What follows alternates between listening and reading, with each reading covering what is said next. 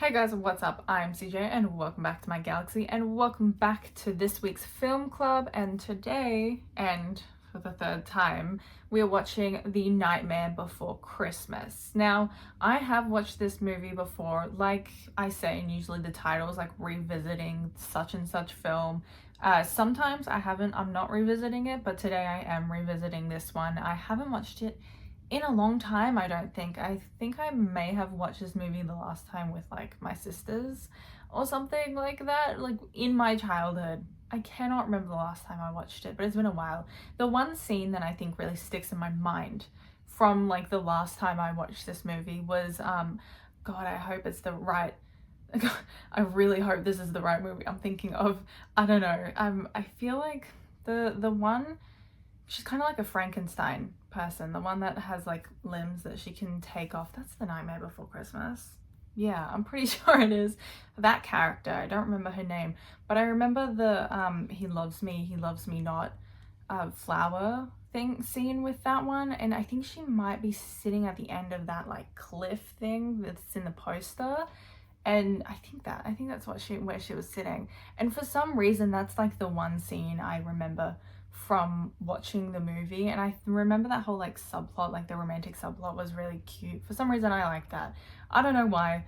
I just That's the thing that stuck with me as a kid, and I don't know, we'll see what if that stands out during this rewatch of the movie as well. From what I remember, it is actually a really good film, and this would be stop motion, I'm pretty sure, this film, and I have a great appreciation for stop motion films. It takes so long to be able to do stuff like that, and it's amazing. It takes years as well, I'm pretty sure, to bring the full production together, and it's just, we need more of that. And usually those kinds of movies definitely need better funding, but because we don't have that many films because the funding is so bad, because like you don't see a return on that funding until like years later. That's pretty much all I have to say before rewatching this film. So without further ado, let's get into watching The Nightmare Before Christmas. I knew this movie was like old, but I didn't realize it was 1993 old. I thought it was maybe like early 2000s ish time. I'm actually kind of surprised it's like early 90s. Also,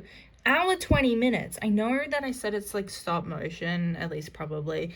I'm pretty sure it's stop motion. That looks like stop motion. But like an hour 20, that's crazy short for a movie. But I'm glad. An hour 20, great. I love shorter movies. Oh, wait, I love the pattern. Is that on the floor? Like, that's the ground. Let go. You're not ready for so much excitement. This character's my favorite one. What is her name? I've already forgotten. No, I'm not.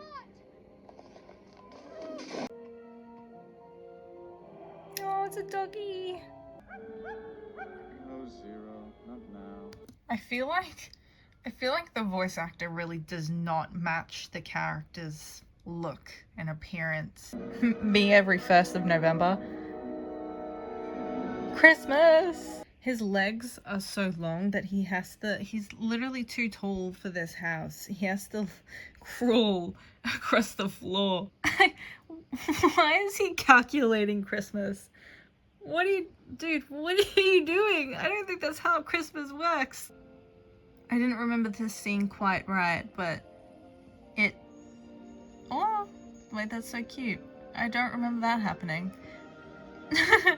But I didn't remember it quite right, but it happened. It was the right movie. That's not great.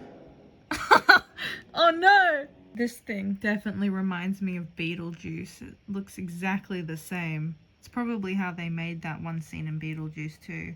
I like the kind of fluorescent, is that what the word is? Like the fluorescent lighting kind of in this scene. It looks cool.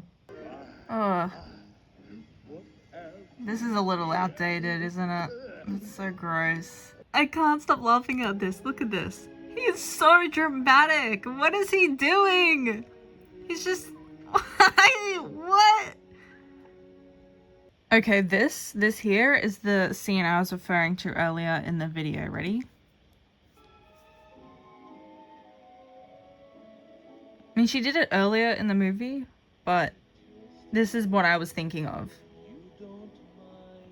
Alright, so I was watching The Nightmare Before Christmas late at night, so I decided the next day would be best to record the last bit of this video. So we're gonna go through basically my thoughts on the movie The Nightmare Before Christmas, and at the end of this video I'm going to be telling you guys what we're going to be watching for the next film club. And we're going into Christmas movies next week, or at the end of this week. I'm releasing this video a little bit late, but for our next film club, yeah, we're doing Christmas themed, and because I'm the type of person who celebrates Christmas from November 1st. Sorry to my American viewers as well, we don't do Thanksgiving in Australia, so we skip over Thanksgiving. So I'm pretty sure I know why the petals, that flower, or the dying dead flower, the love me not scene kind of stuck in my head, because it's like the last scene. And I will say, I feel like as a kid I might have liked the plot, but it seems kind of weird. I think the biggest criticism I have of this movie is the fact that the pacing is so fast, and I think the pacing is good for kids. So I would say that's probably why it's so popular. The pacing's really good and engages children. But the fast pacing means we don't have time to really sit with the kind of relationships the characters have with each other.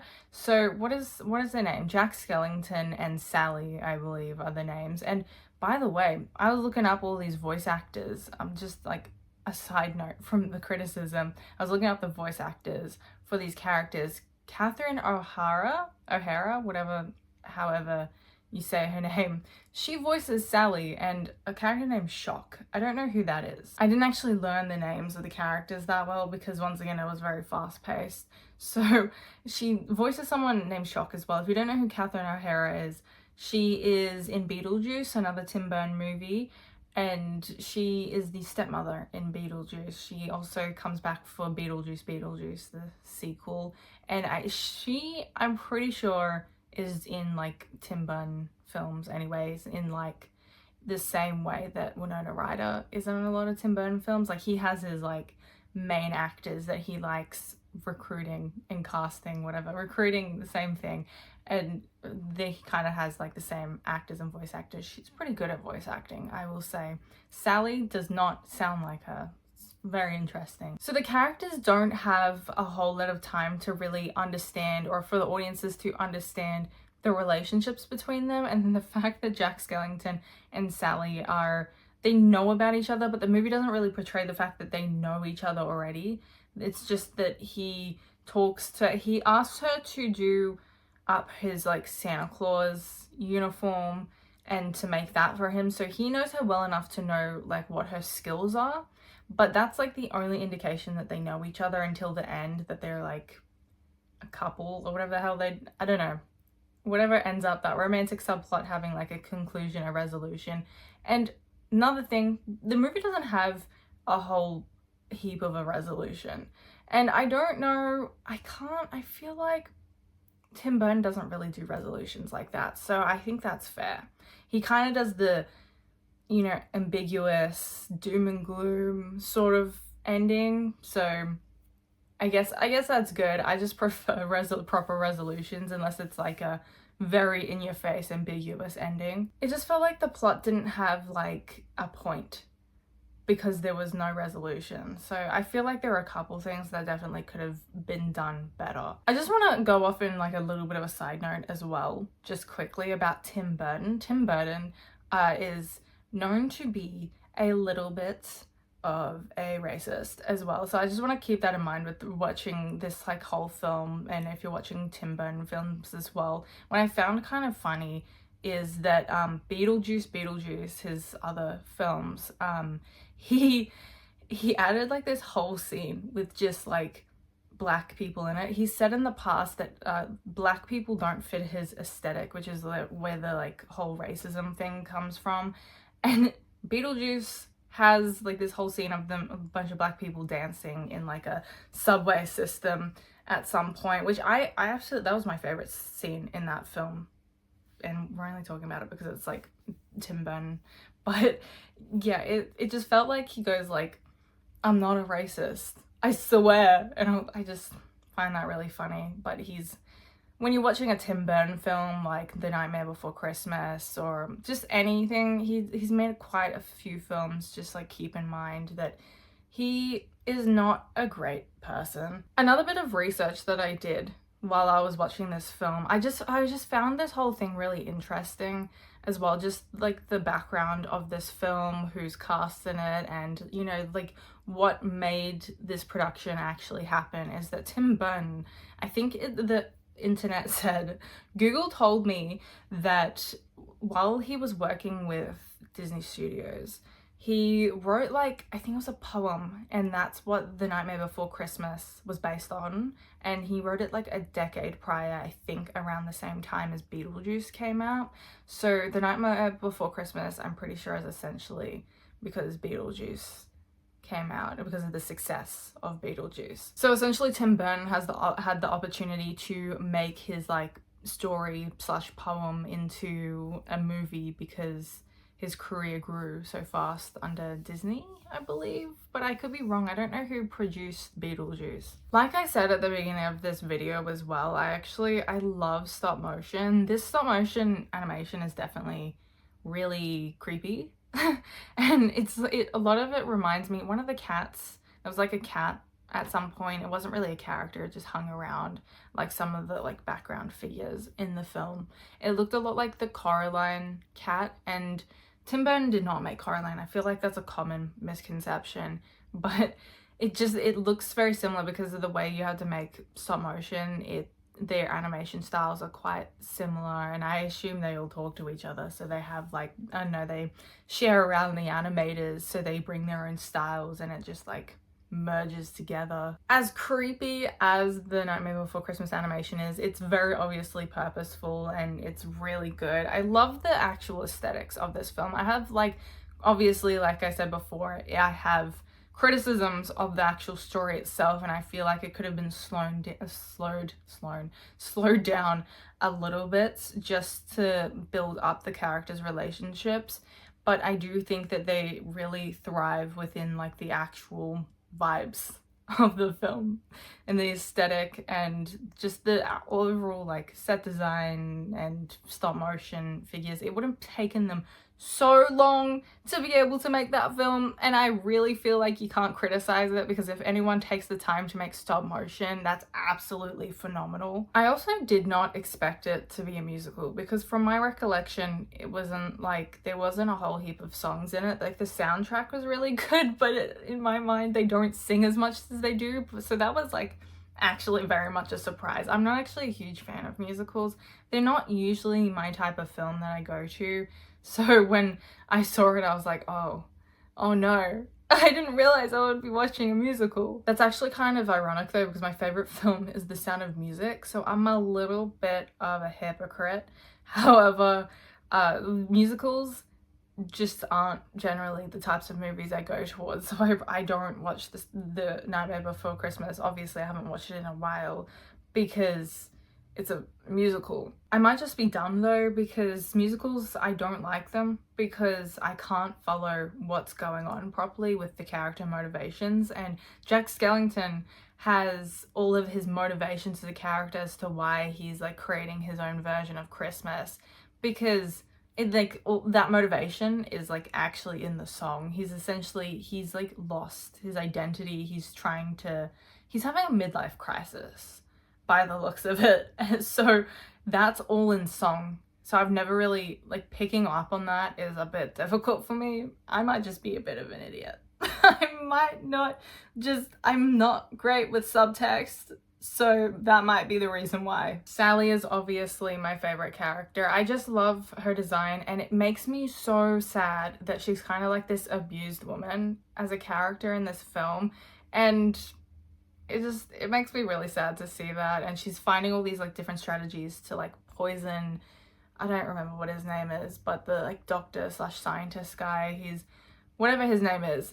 Right, and she's trying to find different ways to poison him and escaping, and eventually she does, and she gets with Jack Skellington, and it's like, I want her to be happy at the end of the day. So I'm glad she gets this like really good ending. She's definitely the kind of character you get attached to as like a viewer, and that really, I feel like she should possibly maybe be the protagonist.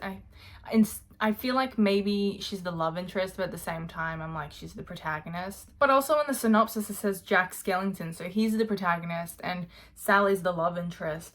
But no, I feel like if the story was told from her perspective, it definitely would have like helped the film a little bit. Maybe that's just me being biased because I like the character, but I feel like she had a lot of stuff going on with the character that we could have delved a little bit more into. Might also be the cause of the fact that it's a kids movie and they don't really do that sort of thing because kids movies are trying to bring across a certain message, so they don't go into depth in other areas, and you want to like make sure kids are engaged in film. So there's some areas that I'm like, okay, maybe I didn't like it because I don't enjoy kids films and they're not for me. You know, I'm old, I'm an adult now. I definitely see why this is like such an iconic like Halloween / Christmas movie. That's like an argument that I'm wondering, is this a Halloween movie or is this a Christmas movie? Because I feel like from what I can, like my own opinion is that it's like a November 1st kind of movie, that you're like just finished with Halloween, getting into the Christmas spirit, so you put on The Nightmare Before Christmas. It's the sort of movie you can just put on in the background or just watch when you're like relaxing, watching like a family movie night, something like that, and you don't have to think too hard about it. You can just watch it and have fun watching that and